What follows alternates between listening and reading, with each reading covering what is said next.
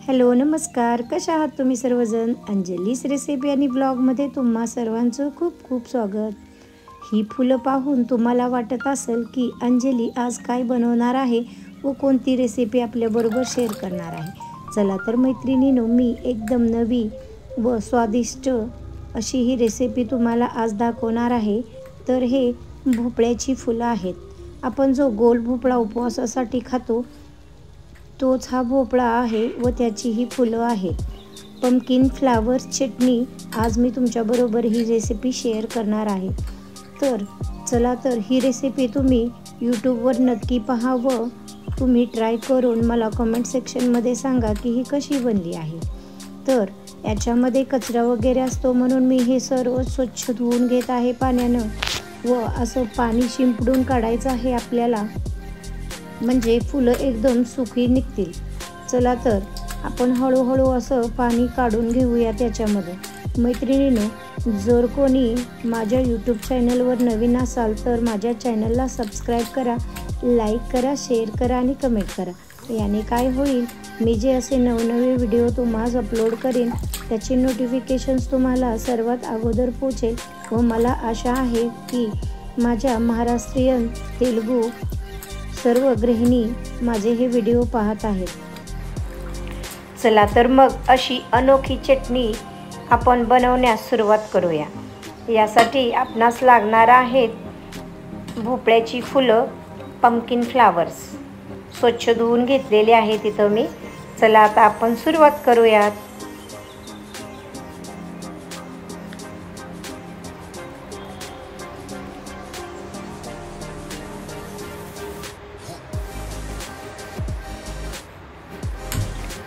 सर्वप्रथम gas on केलेला आहे व त्याच्यामध्ये तवा ठेवून तवा गरम झाल्यानंतर मी 2 चमचे तूप सोडलेलं आहे. त्याचमध्ये 1 चमचा हरभरा डाळ घातलेली आहे. मंद गॅसवर तुम्हाला भाजायचं आहे. तशीच 1 चमचा उडीद डाळसुद्धा घातलेली आहे.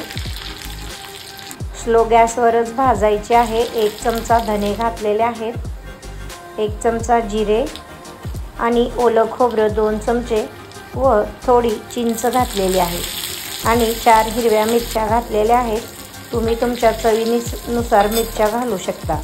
सर्व भाजून झालेलं आहे. आता काढून थंड करण्यास ठेवणार आहे. चला तर तव्यामध्ये तूप घातलेलं आहे आणि आता आपण ही फुलं फ्राय करून घेणार आहोत. याच्यातील पाणी वगैरे सुकेल.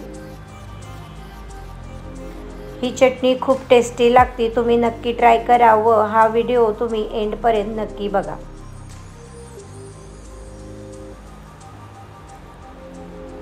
तुम्ही डोसा, इडली, चपाती, भाताबरोबर सुद्धा ही चटणी खाऊ शकता. खूप रुचकर लागते, अप्रतिम लागते ही चटणी. फुलातून आता पाणी सुटण्यास प्रारंभ झाला आहे, तरी हळूहळू आपण असंच भाजून घ्यायचं आहे पाणी सुकेपर्यंत.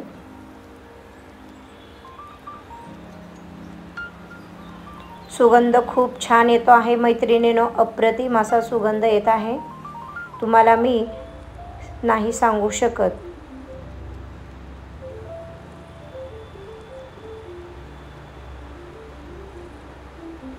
बघा, इथं खूप असं मस्त एकदम फ्राय झालेलं आहे.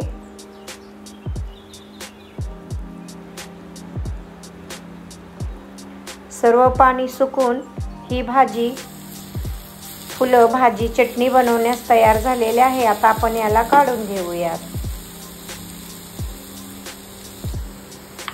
चला तर आता मी उकळीमध्ये हे सर्व तळलेले पदार्थ घालून ठेचून घेत आहे. बारीक करून वाटून घ्यायचे आहेत आपणास.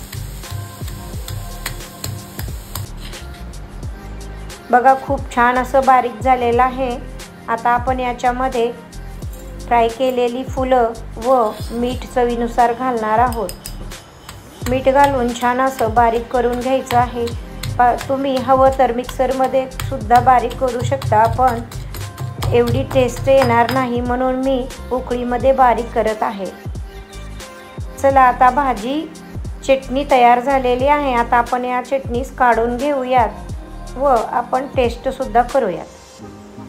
एकदम सुंदर कलरफुल टेम्पटिंग चटणी तयार आहे, पंपकिन फ्लावर चटणी. चला तर मी आता टेस्ट करत आहे.